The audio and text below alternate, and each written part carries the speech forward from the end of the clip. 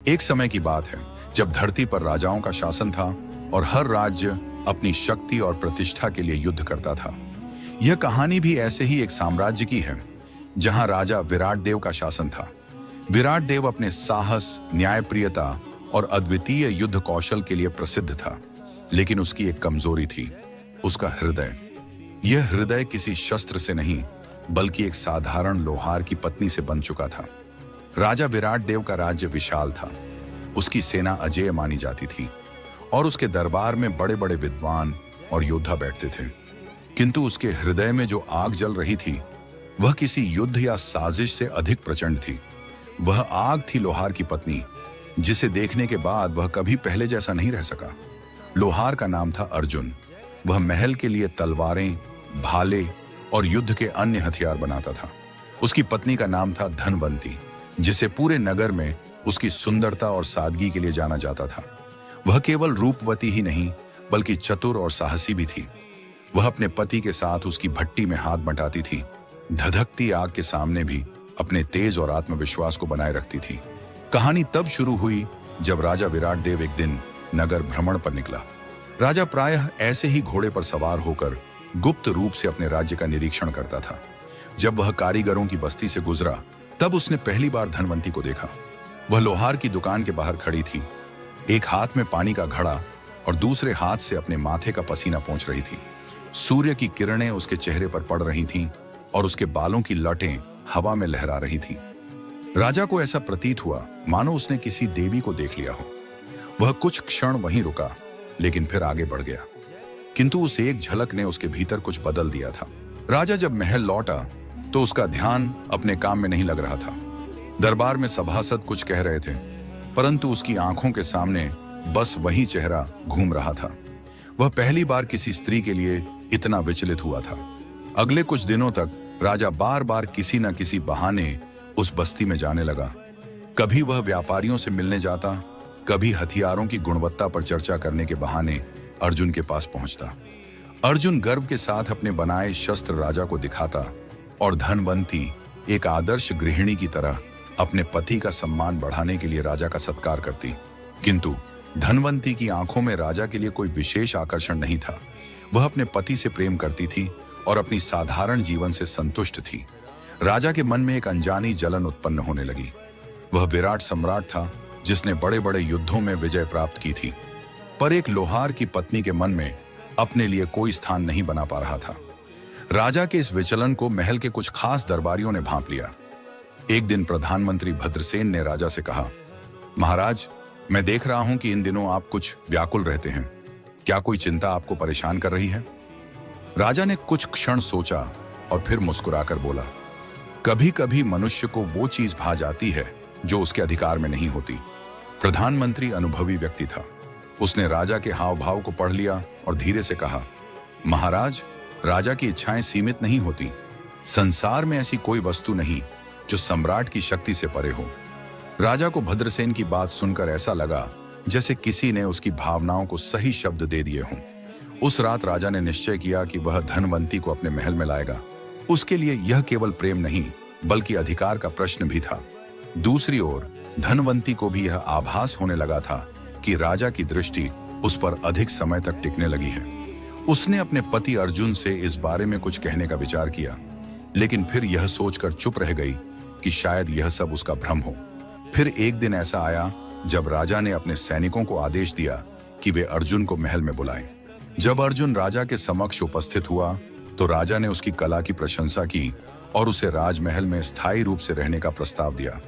तुम्हारी कारीगरी अद्भुत है अर्जुन। मैं चाहता हूं कि तुम महल में रहकर केवल मेरे लिए शस्त्र बनाओ। तुम्हें हर सुविधा मिलेगी और मैं तुम्हें सोने में तौल दूंगा। अर्जुन ने राजा के प्रस्ताव को विनम्रता से ठुकरा दिया। महाराज, मैं धन के लिए काम नहीं करता। मेरी भट्टी मेरे लिए मंदिर के समान है और मैं उसे छोड़कर कहीं और नहीं जा सकता।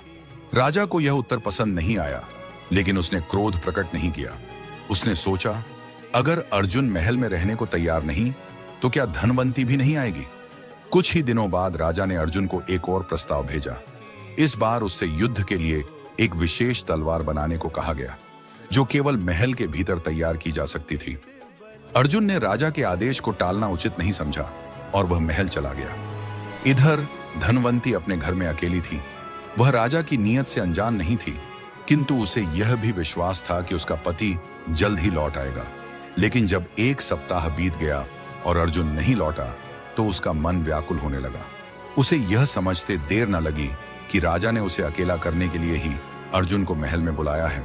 अब सवाल यह था कि वह क्या करे। इधर महल में अर्जुन को बहला फुसलाकर रोकने के लिए तरह तरह के प्रयास किए जा रहे थे। कभी कहा जाता कि तलवार में कोई कमी रह गई, तो कभी कोई नया आदेश दिया जाता। अर्जुन को धीरे धीरे लगने लगा कि उसे वहां जानबूझकर रोका जा रहा है।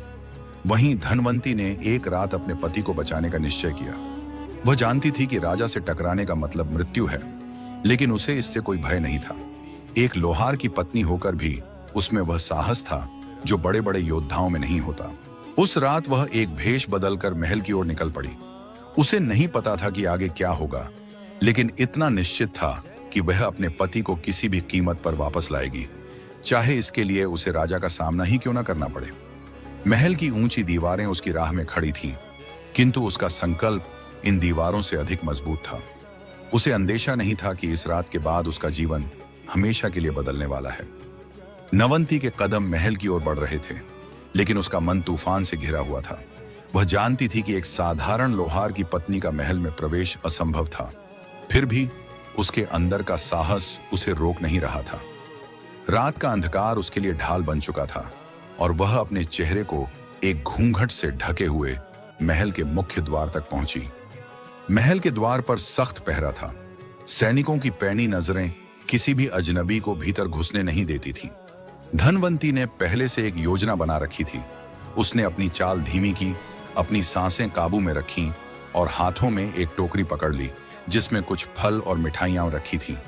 उसने वहां खड़े एक सैनिक से कहा, राजमहल में महाराज के लिए मिठाई लाने का आदेश दिया गया था, मुझे रसोई तक जाने दिया जाए। सैनिकों ने उस पर शक भरी नजर डाली। यह सामान्य नियम था कि कोई भी नया व्यक्ति सीधे महल के अंदर नहीं जा सकता था, लेकिन महल में हमेशा कुछ न कुछ आयोजन चलते रहते थे और सेविकाएं अंदर बाहर जाती रहती थीं। एक सैनिक ने पूछा, किसने भेजा है तुम्हें? धनवंती ने बिना रुके उत्तर दिया, प्रधानमंत्री भद्रसेन जी ने। वे महाराज के लिए विशेष प्रसाद बनवा रहे हैं और कहा कि जल्दी पहुंचाना है। अगर देर हुई तो वे क्रोधित हो जाएंगे। प्रधानमंत्री का नाम सुनते ही सैनिक सतर्क हो गए। वे राजा के सबसे विश्वास पात्र व्यक्ति थे और उनके आदेश की अवहेलना करना आसान नहीं था। एक सैनिक ने संदेह से भरकर कहा, रुको, मैं अंदर जाकर पूछता हूं। धनवंती को यह कतई मंजूर नहीं था। अगर सैनिक अंदर गया और भद्रसेन से पूछताछ की तो उसका झूठ तुरंत पकड़ में आ जाता। उसने जल्दी से एक और चाल चली। अगर तुम्हें लगता है कि मैं झूठ बोल रही हूं तो तुम खुद प्रसाद लेकर अंदर पहुंचा दो, लेकिन अगर महाराज को पता चला कि तुमने उनके आदेश में देरी की तो तुम्हारी गर्दन कट सकती है। सैनिकों के बीच हलचल मच गई।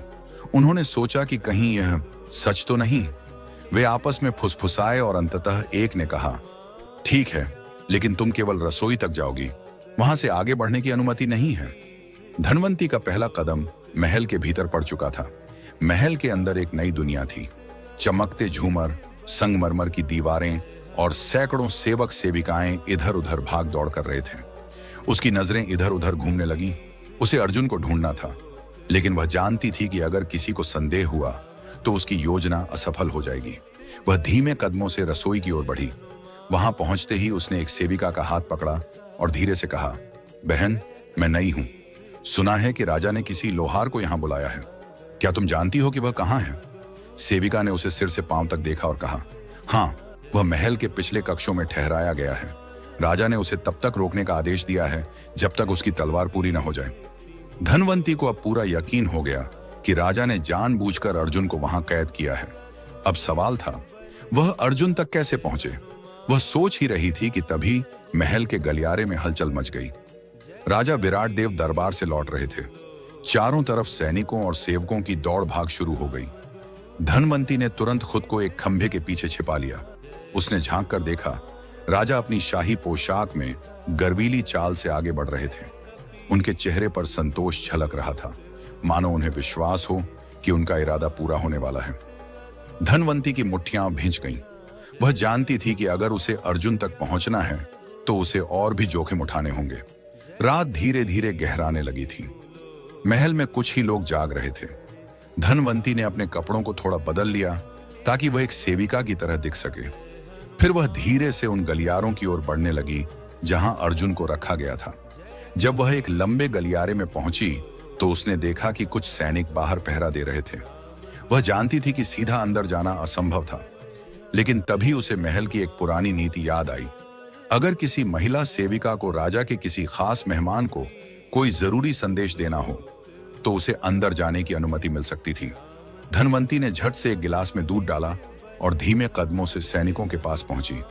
महाराज के आदेश पर उनके मेहमान के लिए दूध लाया गया है, उसने आत्मविश्वास से कहा। सैनिकों ने उसे देखा और कहा, इतनी रात गए? धनवंती ने बिना हिचकिचाए कहा, महाराज ने कहा कि वह मजबूत रहना चाहिए ताकि तलवार समय पर बन सके। अगर यह नहीं पहुंचा तो तुम पर गाज गिर सकती है। सैनिकों ने एक दूसरे को देखा, फिर सिर हिलाया।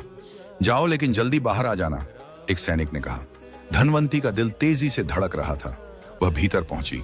अर्जुन वहां बैठा था, एक बड़ी तलवार पर काम कर रहा था। वह थका हुआ दिख रहा था, लेकिन उसकी आंखों में वही दृढ़ता थी जो धनवंती हमेशा देखती थी। अर्जुन ने जब धनवंती को देखा तो वह हक्का बक्का रह गया। तुम यहां कैसे? धनवंती ने जल्दी से कहा। अब समय नहीं है सवालों का, राजा ने तुम्हें यहां कैद कर रखा है, हमें भागना होगा। अर्जुन ने सिर हिलाया, लेकिन फिर कहा, सैनिक हर जगह हैं, बिना शोर किए हम नहीं निकल सकते। धनवंती ने अपनी आंखों में एक चमक के साथ कहा, तुम्हारे हाथ में हथौड़ा है और मेरे पास दिमाग, हमें मिलकर रास्ता निकालना होगा। महल के गलियारों में पहरेदार चल रहे थे, लेकिन उन्हें यह अंदाजा भी नहीं था कि उसी रात एक साधारण लोहार की पत्नी एक सम्राट के महल से अपने पति को छीनने के लिए आई थी। और यही वह क्षण था जब महल की दीवारों में हलचल मचने वाली थी। धनवंती और अर्जुन महल की काल कोठरी जैसे कक्ष में खड़े थे, जहां राजा ने उसे कैद कर रखा था। धनवंती की सांसें तेज थीं, अर्जुन की आंखों में संकल्प की ज्वाला थी। उन्हें यहां से बाहर निकलना ही था, किसी भी कीमत पर। अर्जुन ने धीरे से कहा, महल के बाहर निकलना इतना आसान नहीं है धनवंती। यहां हर द्वार पर सिपाही खड़े हैं, अगर वे हमें देख लेंगे तो हम दोनों की गर्दन कट जाएगी। धनवंती ने मुस्कुराकर कहा, राजा की चालाकी पर मत जाओ अर्जुन, लोहार की पत्नी हूं, हथौड़े की ताकत के साथ साथ दिमाग भी चलाना जानती हूं। अर्जुन ने उसकी ओर देखा। वह जानता था कि धनवंती केवल कहने के लिए यह नहीं बोल रही थी। जब से उसने उसे देखा था, तभी से उसकी समझदारी और हिम्मत ने अर्जुन को चौंकाया था। धनवंती ने जल्दी से कक्ष में नजर दौड़ाई। वहां दीवारों पर कुछ औजार लटके थे, हथौड़ा, छेनी और लोहे की छड़ें। उसने एक विचार सोचा और अर्जुन से कहा, तुम ये लोहे की छड़ें उठा लो, हमें बाहर निकलने के लिए बस कुछ मिनटों की जरूरत है। अगर हम सैनिकों को भ्रम में डाल दें तो हम आसानी से निकल सकते हैं। अर्जुन ने उसकी योजना सुनी और उसकी आंखों में एक आशा की किरण जाग उठी। लेकिन कैसे? उसने पूछा। धनवंती ने धीरे से उत्तर दिया, महल के सैनिक सतर्क रहते हैं, लेकिन वे भी आदतों के गुलाम हैं। पहरेदारी के दौरान वे हर एक घंटे बाद अपनी जगह बदलते हैं। अगर हम सही समय पर सही दिशा में भागें तो हम उनके भ्रम का फायदा उठा सकते हैं। अर्जुन ने सिर हिलाया। वे दीवार के पास आए और कान लगाकर पहरेदारों की बातचीत सुनने लगे। बाहर दो सैनिक खड़े थे जो आपस में बात कर रहे थे। सुना है महाराज कल नई तलवार देखने आएंगे, कहते हैं कि इस बार की तलवार सबसे मजबूत होगी। हाँ, लेकिन इस लोहार को ज्यादा छूट देना ठीक नहीं। मैंने देखा है, इसकी आंखों में अजीब सी जिद है। धनवंती ने अर्जुन की ओर देखा। उनकी आंखों में वही जिद झलक रही थी। वह जानती थी कि उसके पति को कैद में रखकर राजा ने एक बहुत बड़ी गलती की थी। अब हमें ज्यादा देर नहीं करनी चाहिए, अर्जुन ने कहा। धनवंती ने धीरे से दरवाजे के नीचे से एक पतली लोहे की छड़ निकाली और कुंडी में डालकर उसे घुमाने लगी। कुछ ही सेकंड में ताले में हलचल हुई और उसने एक छोटी सी आवाज के साथ खुलने का संकेत दिया। तुमने यह कहां सीखा? अर्जुन ने आश्चर्य से पूछा। धनवंती मुस्कुराई। लोहार की पत्नी हूं, सिर्फ चूल्हे में रोटियां नहीं सेंकी, तुम्हारे साथ औजारों का भी खेल सीखा है। दरवाजा हल्के से खुला, लेकिन बाहर दो पहरेदार खड़े थे। बिना लड़े आगे बढ़ना संभव नहीं था। धनवंती ने अर्जुन को इशारा किया और धीरे से दीवार के पीछे छिप गई। अर्जुन ने अपने मजबूत हाथों में हथौड़ा पकड़ा और इंतजार करने लगा। जैसे ही पहरेदारों की बातचीत खत्म हुई और उनमें से एक दरवाजे की ओर बढ़ा, धनवंती ने पास की एक मिट्टी की हांडी जमीन पर गिरा दी। आवाज कहां से आई? पहरेदार चौंका। दूसरा पहरेदार आगे बढ़ा और जैसे ही उसने भीतर झांका, अर्जुन ने तेजी से वार किया। पहले ही झटके में वह अचेत होकर गिर गया। दूसरे पहरेदार ने मुड़कर कुछ बोलने की कोशिश की, लेकिन धनवंती ने पहले ही उसके मुंह पर कपड़ा लपेट दिया और अर्जुन ने उसे भी बेहोश कर दिया। अब देर नहीं करनी चाहिए, धनवंती ने फुसफुसाकर कहा। वे दोनों गलियारे से आगे बढ़े। रास्ते में उन्होंने पहरेदारों के कपड़े उतार कर पहन लिए ताकि कोई उन पर संदेह न करे। लेकिन बाहर निकलने का रास्ता इतना आसान नहीं था। जैसे ही वे महल के पिछले दरवाजे की ओर बढ़े, वहां पहले से ही 4 सैनिक खड़े थे। अब? अर्जुन ने पूछा। धनवंती ने चारों तरफ देखा और एक योजना दिमाग में आई। महल के पिछले हिस्से में शाही अस्तबल था, जहां राजा के घोड़े रखे जाते थे। अगर वे वहां पहुंच जाते तो भाग निकलना आसान हो सकता था। वे दोनों धीमे कदमों से घुड़साल की ओर बढ़े, लेकिन तभी, रुको, तुम कौन हो? एक सैनिक ने उन्हें रोक लिया। धनवंती ने झट से सिर झुका लिया और गहरी आवाज में कहा, महाराज के नए आदेश के अनुसार घोड़ों की देखभाल करने आए हैं। सैनिक कुछ सोचता इससे पहले ही अर्जुन ने उसकी गर्दन पर वार किया और वह बेहोश होकर गिर गया। अब उनके पास ज्यादा समय नहीं था। अर्जुन ने जल्दी से 2 घोड़ों को खोला और दोनों उन पर सवार हो गए। धनवंती ने अर्जुन की ओर देखा। अब भागने का समय आ गया है। अर्जुन ने लगाम खींची और घोड़े बिजली की गति से महल के दरवाजे की ओर दौड़ पड़े। लेकिन तभी महल में शोर मच गया। भाग रहे हैं, पकड़ो इन्हें! सैनिकों की आवाजें हवा में गूंज उठी। मशालें जल उठी। महल के मुख्य द्वार पर चारों तरफ पहरा लगा दिया गया। धनवंती और अर्जुन के लिए अब यह जीवन और मृत्यु का प्रश्न था। अगर हम बाहर नहीं निकले तो राजा हमें जिंदा नहीं छोड़ेगा, धनवंती ने कहा। अर्जुन ने दांत भींचे और घोड़े को पूरी ताकत से भगाया। महल के सैनिक उनके पीछे थे, लेकिन उन्होंने एक चीज नहीं सोची थी। अंधेरे में भागते हुए घोड़े की गति को रोकना असंभव था। अर्जुन और धनवंती ने महल के पीछे वाले जंगल की ओर घोड़ों को मोड़ा, लेकिन राजा को इस बारे में सूचना मिल चुकी थी। किसी भी हालत में उन्हें जिंदा मत छोड़ो। राजा विराट देव गरज उठा और इसी के साथ शुरू हुई अर्जुन और धनवंती की सबसे खतरनाक दौड़, जीवन और मृत्यु के बीच की एक आखिरी लड़ाई। जंगल घने अंधकार में डूबा हुआ था।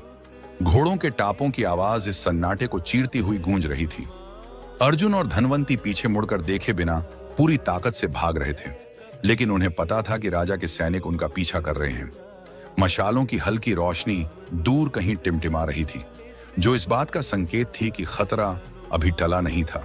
धनवंती ने घोड़े की लगाम कसकर पकड़ी और अर्जुन की ओर देखा। हम कब तक भागते रहेंगे? ये जंगल इतना भी सुरक्षित नहीं है। अर्जुन ने गहरी सांस लेते हुए कहा, हमें यहां से निकलने का रास्ता खोजना होगा। सीधा आगे बढ़ने का मतलब है कि हम जल्दी ही पकड़े जाएंगे।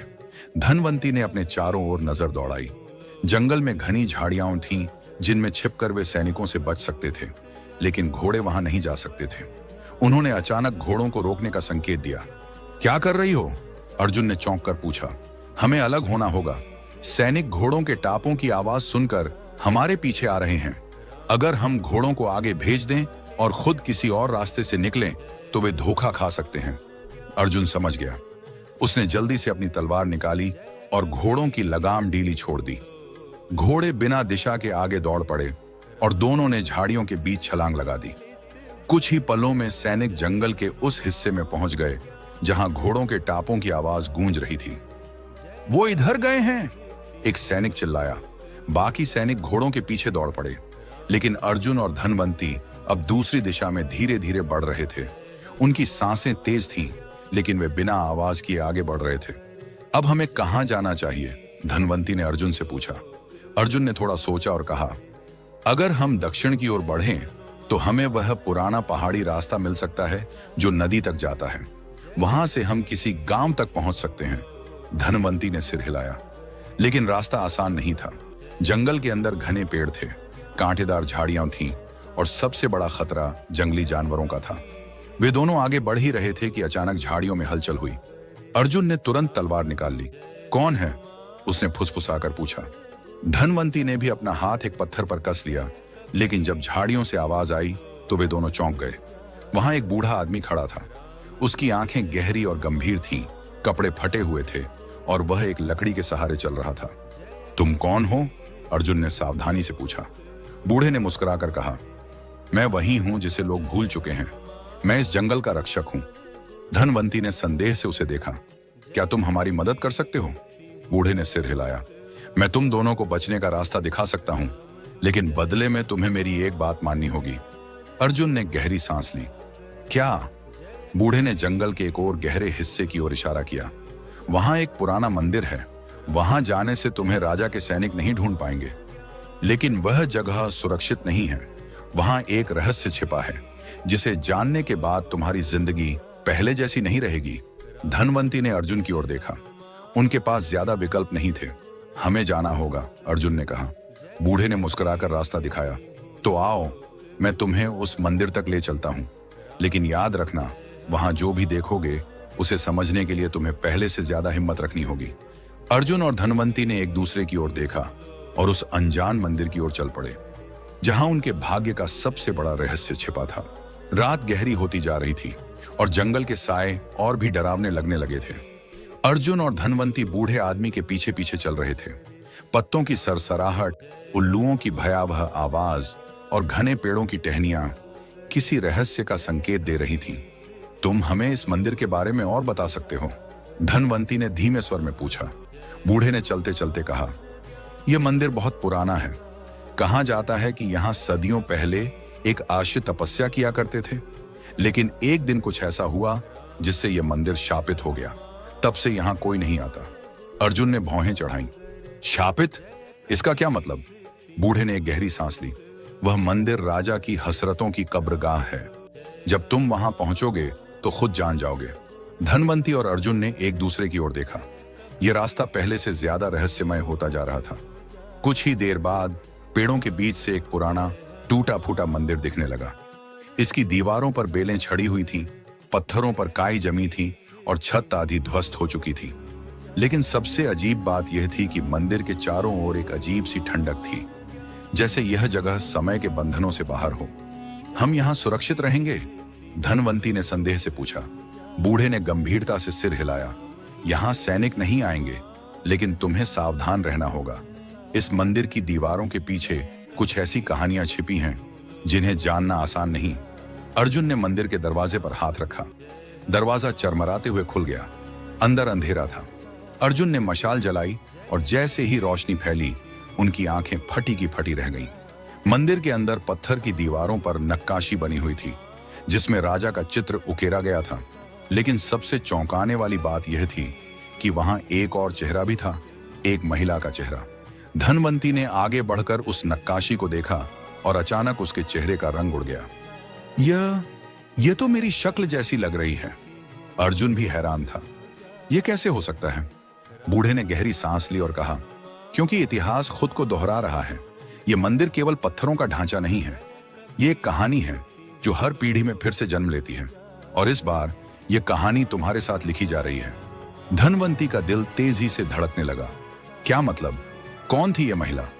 बूढ़े ने अर्जुन की ओर देखा और फिर धीरे से कहा, वह एक लोहार की पत्नी थी और राजा उससे प्रेम करता था। सन्नाटा छा गया। मंदिर की हवा अचानक और ठंडी हो गई। धनवंती ने अपने हाथों को जोर से भींच लिया। तो क्या मेरी कहानी भी? बूढ़े ने कोई जवाब नहीं दिया, लेकिन उसकी आंखों में छिपी उदासी सब कुछ कह रही थी। अर्जुन ने तलवार कसकर पकड़ ली। हम यहां क्यों आए हैं? क्या यह केवल शरण लेने की जगह है या हमें कुछ और देखना है? बूढ़े ने मंदिर के केंद्र की ओर इशारा किया। वहां एक पुरानी पत्थर की वेदी थी और उस पर एक चमकता हुआ मोती रखा था। यह मोती इस कहानी की कुंजी है, बूढ़े ने कहा। अगर तुम्हें अपने भविष्य को बदलना है तो इस मोती का रहस्य समझना होगा। धनवंती ने घबराकर अर्जुन की ओर देखा। तो क्या यह राजा अब भी हमें खोज रहा है? बूढ़े ने सिर झुका लिया। राजा कभी हार नहीं मानते। अर्जुन ने मोती की ओर हाथ बढ़ाया, लेकिन जैसे ही उसने उसे छूने की कोशिश की, मंदिर की दीवारें हिलने लगीं और हवा में एक अजीब सी सरसराहट गूंज उठी। शायद यह सिर्फ एक मंदिर नहीं था, यह अतीत और भविष्य के बीच का एक दरवाजा था जो खुलने ही वाला था। अर्जुन के हाथ जैसे ही उस रहस्यमयी मोती के करीब पहुंचे, मंदिर की दीवारें अचानक तेजी से हिलने लगीं। हवा में एक अजीब सा कंपन महसूस हुआ और लगा जैसे चारों तरफ कोई अदृश्य शक्ति जाग उठी हो। धनवंती ने घबराकर अर्जुन का हाथ पकड़ लिया, जबकि बूढ़ा आदमी धीरे धीरे पीछे हटने लगा। रुको, उसे मत छुओ, बूढ़े ने चेतावनी भरी आवाज में कहा। लेकिन अर्जुन अब पीछे हटने के लिए तैयार नहीं था। उसके मन में सवालों की झड़ी लग चुकी थी। अगर यह मोती इस कहानी की कुंजी था तो इसे छूने से शायद सारा रहस्य सामने आ सकता था। लेकिन जैसे ही उसकी उंगलियां मोती के ऊपर पड़ी, एक तेज झटका लगा। अर्जुन ने महसूस किया कि जैसे कोई अदृश्य शक्ति उसे पीछे धकेल रही हो। मंदिर की दीवारों पर बनी नक्काशियां अचानक चमक उठी और उनमें उकेरे हुए चित्र जीवंत होने लगे। धनवंती की आंखें भय से फैल गईं। दीवारों पर राजा की छवि थी और उसके ठीक सामने एक महिला खड़ी थी जिसकी शक्ल हूबहू धनवंती से मिलती थी। लेकिन इस बार कुछ अलग था। चित्र के भीतर राजा ने उस महिला का हाथ पकड़ रखा था। वह उसकी ओर देख रहा था, लेकिन उसकी आंखों में प्रेम नहीं, बल्कि एक अजीब सा जुनून झलक रहा था। एक ऐसा जुनून जो धीरे धीरे पागलपन में बदल रहा था। यह क्या हो रहा है? अर्जुन ने हांफते हुए पूछा। बूढ़े ने गहरी सांस ली और धीमे स्वर में कहा, तुमने समय के एक ऐसे रहस्य को छेड़ दिया है जो सदियों से बंद था। यह सिर्फ एक कहानी नहीं, बल्कि एक श्राप है। धनवंती की आंखों से आंसू छलकने लगे। मतलब यह सब पहले भी हो चुका है? एक राजा, एक लोहार की पत्नी और... बूढ़े ने सिर झुका लिया। हाँ, और हर बार इस कहानी का अंत एक ही होता है, खून, धोखा और विनाश। अर्जुन ने तलवार कसकर पकड़ ली। लेकिन इस बार हम इसे बदल सकते हैं, है ना? बूढ़े ने उसे गौर से देखा। शायद, लेकिन यह आसान नहीं होगा। अगर राजा को पता चल गया कि तुम यहां हो तो वह तुम्हें जिंदा नहीं छोड़ेगा। अर्जुन ने मोती को उठाने की फिर से कोशिश की, लेकिन इस बार जैसे ही उसने उसे छुआ, मंदिर के अंदर एक भयानक चीख गूंज उठी। धनवंती ने चीखकर अर्जुन को पीछे खींच लिया। यह क्या था? बूढ़े की आंखों में भय झलक उठा। राजा को पता चल गया कि तुमने मोती छू लिया है। अब वह तुम्हें खोजने आ रहा है। और तभी मंदिर के बाहर घोड़ों की आवाज सुनाई देने लगी। सैनिकों के भारी बूटों की आहट नजदीक आ रही थी। अर्जुन और धनवंती ने एक दूसरे की ओर देखा। वे फंस चुके थे। अर्जुन ने तलवार कसकर पकड़ ली, लेकिन बूढ़े ने उसका हाथ थाम लिया। युद्ध कभी भी भाग्य नहीं बदलता अर्जुन। अगर इस कहानी का अंत बदलना है तो तुम्हें समझदारी से कदम उठाने होंगे, बूढ़े ने धीमे लेकिन दृढ़ स्वर में कहा। धनवंती की सांसें तेज हो गईं। उसकी आंखों में डर साफ झलक रहा था, लेकिन उसके भीतर एक अजीब सा संकल्प भी था। अगर राजा यहां तक आ गया है तो इसका मतलब है कि उसे इस मोती का रहस्य भी पता है, अर्जुन ने फुसफुसाते हुए कहा। बूढ़े ने सिर हिलाया। सिर्फ पता ही नहीं, बल्कि इसी मोती की ताकत के कारण वह हमेशा जिंदा बना रहा है। यही वजह है कि यह कहानी बार बार दोहराई जाती है। राजा मरता नहीं, बल्कि फिर से जन्म लेता है, और हर जन्म में वह इस मोती को पाने की कोशिश करता है। धनवंती का चेहरा सफेद पड़ गया। मतलब वह राजा अभी भी जिंदा है? हाँ, बूढ़े ने कहा, और वह इस समय तुम्हें पाने के लिए आ रहा है। अर्जुन ने दहाड़ते हुए तलवार खींची। फिर मैं उसे रोकूंगा। मैं इस बार इस कहानी का अंत बदल दूंगा। बूढ़े ने उसकी ओर देखा और धीमे से मुस्कुराया। यही तो मैं चाहता था, लेकिन याद रखना, तलवार से नहीं, केवल इस मोती की शक्ति से ही राजा को हराया जा सकता है। तभी मंदिर के दरवाजे पर जोरदार धमाका हुआ। सैनिकों ने दरवाजा तोड़ दिया था और उनके पीछे एक लंबा, काले वस्त्रों में लिपटा हुआ व्यक्ति खड़ा था। उसकी आंखें जलती हुई अंगारों की तरह चमक रही थी। धनवंती, मैंने तुम्हें जन्मों तक खोजा है, राजा की आवाज मंदिर में गूंज उठी।